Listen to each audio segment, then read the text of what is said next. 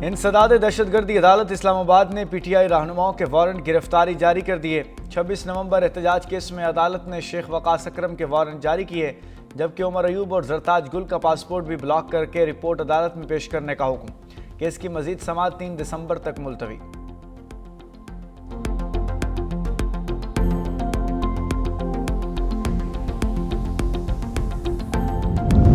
27वीं आईनी तरमीम पर सुप्रीम कोर्ट के अंदरूनी इख्तलाफात मजीद गहरे हो गए। जस्टिस अतहर मिनल्ला ने भी चीफ जस्टिस याहिया अफरीदी को खत लिख दिया। जस्टिस अतहर मिनल्ला ने अदलिया के किरदार पर सख्त सवालात उठा दिए। खत में कहा, सुप्रीम कोर्ट अक्सर ताकतवर के साथ खड़ी रही, आवाम के साथ नहीं।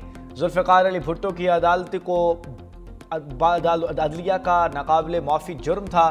बेनज़ीर भुट्टो, नवाज शरीफ और मरीम नवाज के खिलाफ कार्रवाइयाँ भी इसी सिलसिले की कड़ियाँ हैं। खत में कहा गया, इस्लामाबाद हाई कोर्ट को अवामी एतमाद हासिल करने पर निशाना बनाया गया और बहादुर जजेस के एतराफ़ात सुप्रीम कोर्ट के ज़मीर पर बोझ बन चुके हैं।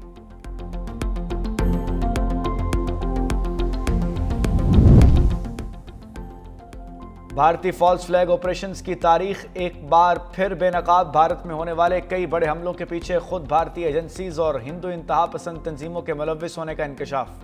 भारतीय पुलिस रिपोर्ट के मुताबिक समझौता एक्सप्रेस धमाका हिंदू इंतहा पसंदों की कारस्तानी था, लेकिन इल्ज़ाम पाकिस्तान पर लगाया गया।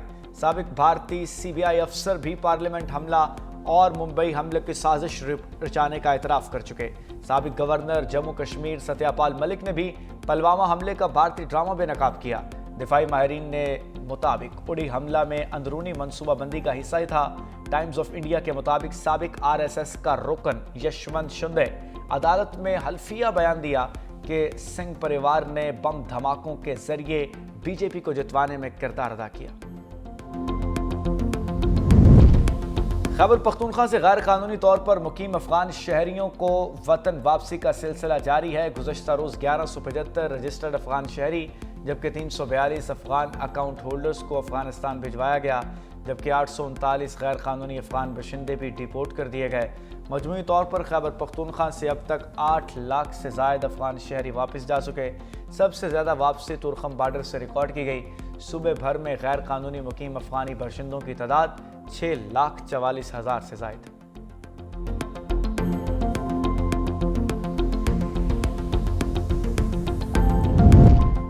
और वफाकी वजीर जाम कमाल खान की ज़ेर सदारत मलेशिया गोश्त बरामदात कमेटी का इजलास। गोश्त की बरामद का $200 मिलियन का हदफ मुकर्रर किया गया। जाम कमाल ने वर्किंग ग्रुप को एक हफ्ते में रिपोर्ट पेश करने और सूबों से मशावरत की हिदायत कर दी। इजलास में राना तनवीर हुसैन और हारून अख्तर भी शरीक हुए। गोश्त की लागत, मयार और सप्लाई चेन के मसाइल पर गौर किया। जाम कमाल ने भारत से कीमतों का मुवाजना करने, जबकि राना तनवीर ने फार्म से स्लॉटर हाउस तक मयार यकीनी बनाने पर जोर दिया।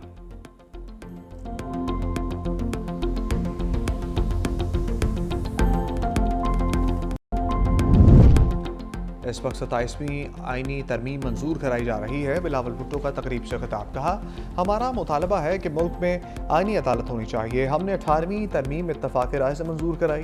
बिलावल भुट्टो ने किसानों के लिए सपोर्ट प्रोग्राम का इफ्तिताह कर दिया। कहा, किसान खुशहाल होगा तो पाकिस्तान खुशहाल है। माजी में किसानों को बहुत नुकसान पहुँचाया गया। वज़ीर आज़म शहबाज शरीफ का शुक्रिया अदा करता हूँ जिन्होंने पीपल्स पार्टी के मुतालबे पर गंदम की कीमत मुकर्रर की।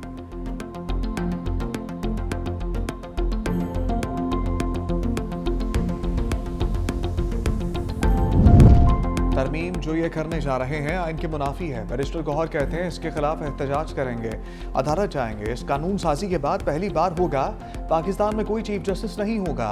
इस तरमीम पर लोग सोग में हैं। तरमीम इत्तफाक राय से होती है, अददी तादाद देखकर नहीं होती।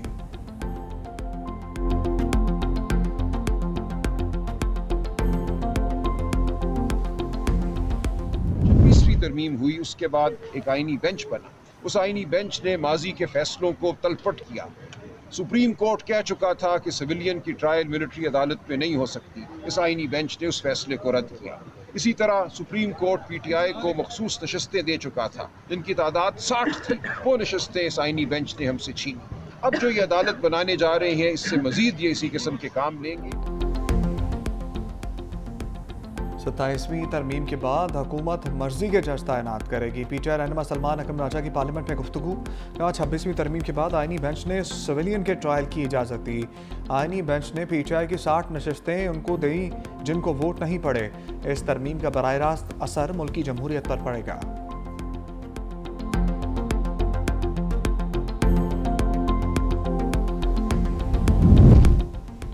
इस्तिस्ना पर एतराज़ है तो हम सिर्फ आर्मी चीफ को इस्तिस्ना दे जा रहे हैं।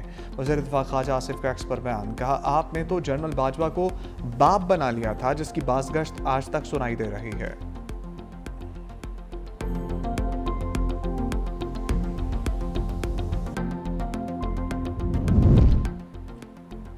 किसी भी जमात के आर्टिकल 243 पर कोई बात नहीं की। सेनेटर फैसल वाबजा कहते हैं तरमीम पाकिस्तान की सलामती के लिए थी।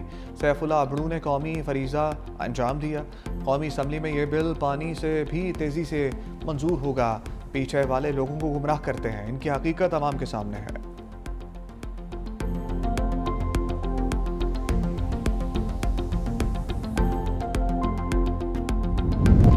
भारतीय दारुल हुकूमत नई दिल्ली में धमाका, 10 अफराद हलाक, मुतअद्दिद जख्मी। भारतीय मीडिया के मुताबिक धमाका लाल किला मेट्रो स्टेशन के गेट नंबर 1 के करीब गाड़ी में हुआ। धमाके के बाद मुतअद्दिद गाड़ियों में आग भड़क उठी।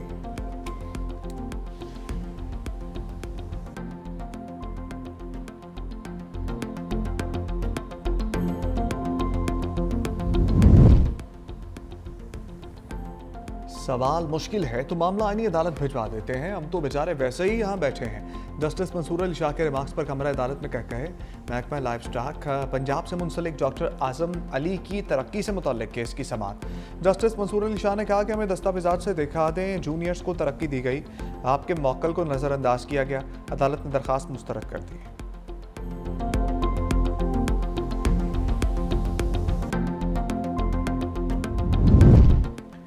पीआईए इंतजामिया और इंजीनियर्स में तनाज़ा हल ना हो सका। इंजीनियर्स की हड़ताल मजीद 7 परवाज़ें मनसूख। 48 ताख़ीर का शिकार, फ्लाइट शेड्यूल मुतासर होने से मुसाफिर ख्वार।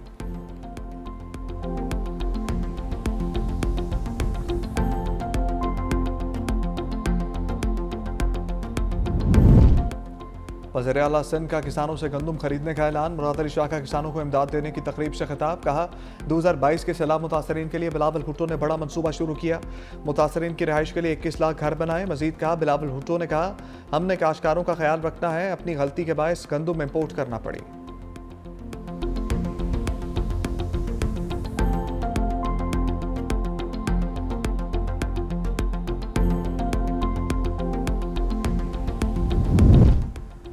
COP30 कॉन्फ्रेंस में पंजाब की तरफ से पाकिस्तान पवेलियन कायम। वज़ीर आला मरियम नवाज पवेलियन का बाज़ाब्ता इफ्तिताह करेंगी।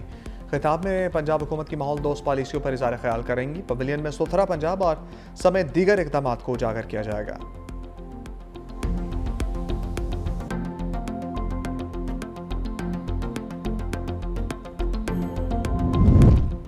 इसराइल का गजा में सुरंगें तबाह करने का दावा। सेहूनी फौज के मुताबिक मशरकी खान यूनिस के इलाके में सुरंगों को तबाह कर दिया गया। इसराइल की जंगबंदी के बावजूद मुसलसल गोलाबारी, कई घर तबाह। इसराइली फौज के सरबराह लेफ्टिनेंट जनरल एयाल ज़मीर का कहना है कि सुरंगों में इसराइल के खिलाफ खुफिया सरगर्मियां चल रही थीं।